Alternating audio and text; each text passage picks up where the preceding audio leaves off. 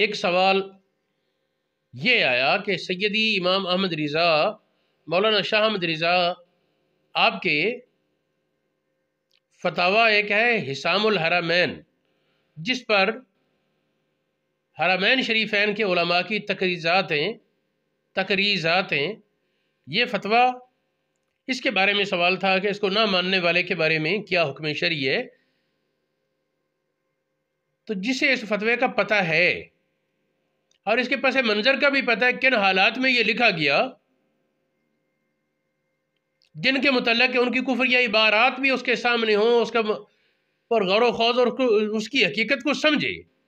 کفریہ عبارات بھی دیکھے، اس کی حقیقت کو بھی سمجھے جانے، پھر وہ فتاویٰ حسام الحرمین کے خلاف چلے تو وہ بندہ سنی نہیں، اہل سنت سے خارج ہے۔ ہاں، جس کو پتہ ہی نہیں حسام الحرمین میں کیا لکھا ہے،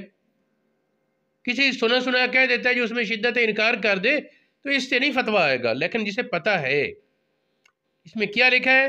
کس کے متعلق لکھا ہے اور کس بیس پر لکھا ہے، پھر ان کی چیزوں کو یہ سمجھے جانے، پھر اس کے مطابق نہ مانے حسام الحرمین کے فتوے کو، تو وہ گمراہ ہے، بد عقیدہ ہے، اور حسام الحرمین کا فتویٰ ماننا ضروری ہے۔ اس کے مخالف کو اہل سنت سے خارج سمجھا جائے گا۔ میں نے اس مسئلہ پر دو خاص باتیں بیان کی۔ ایک تو یہ کہ اصول ہے، ایک قاعدہ ہے کہ جب عقائد میں ہم سے سوال کیا جائے گا تو ہم کہیں گے ہمارا موقف حق ہے اور مخالف کا موقف باطل ہے، اور حسام الحرمین کے فتوے کا تعلق عقائد سے ہے، حسام الحرمین کے فتوے کا تعلق عقائد سے ہے۔ یہ بات کس کتاب میں ہے؟ یہ در المختار میں لکھی ہے، یہ البریکۃ المحمودیہ میں ہے، یہ تعریفات سید میر شریف جرجانی نے لکھی الاشباب والنظائر میں ہے، اور دیگر کتابوں میں موجود ہے۔ دوسری بات میں نے یہ کہی کہ اس کتاب پر عرب و عجم کے محقق علماء کے تصدیقات موجود ہیں، تو اتنے کثیر علماء جن کی علم و عمل اور تقوی پر اعتماد کیا جاتا ہے، جب وہ سارے ایک بات کی تصدیق کر رہے ہیں تو اس کو ماننے میں ہی اپنی فلاح ہے،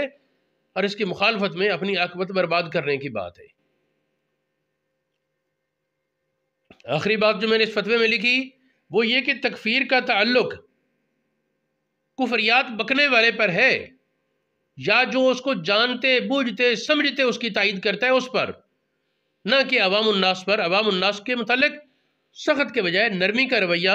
اختیار کرنے کا حکم ہے، اور عوام الناس پر یہ فتویٰ کفر ہے بھی نہیں۔ ان مسلکوں کے ان لوگوں کو پیشوا ماننے والے عوام پر کفر کا فتویٰ نہیں۔ یہ ہمارے اہل سنت کے بہت بڑے عالم سید احمد سعید شاہ کاظمی علیہ الرحمہ کی کتاب الحق المبین میں اس کی صراحت موجود ہے۔